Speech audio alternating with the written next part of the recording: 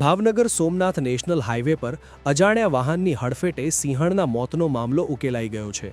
Jafrabad one વિભાગે સિંહણનો જીવ લેનાર ડ્રાઈવરને ઝડપી પાડ્યો છે.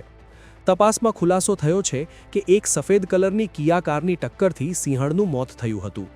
વન વિભાગે આ મામલે ગાંધીનગર પોલીસ આવાસ નિગમમાં સિવિલ એન્જિનિયર તરીકે ફરજ બજાવતા વિરેન્દ્ર રાઠોડની ધરપકડ કરી છે.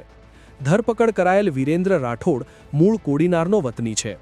આ ઘટના બાદ વનતંત્રએ કડક અપીલ કરી છે કે રાજુલાથી ઉના સુધીનો માર્ગ સિંહોનો કોરિડોર હોવાથી વાહન ચાલકોએ વાહનો ધીમી ગતિએ ચલાવવા, જેથી આવા અકસ્માતો રોકી શકાય. મહત્વનું છે કે મધ્યપ્રદેશના NH45 હાઈવે પર NHAIએ દેશનો પહેલો વાઇલ્ડલાઇફ સેફ રોડ બનાવ્યો છે, જેમાં 5 mm જાડું રેડ કલરનું ટેબલ ટોપ માર્કિંગ છે. આ લાલ રંગ ડ્રાઈવરને સતર્ક કરે છે અને વાહનને ધીમું પાડે છે. ત્યારે શું તમને નથી લાગતું કે ગુજરાતને પણ આવી રેડ રોડ સેફટીની જરૂર છે?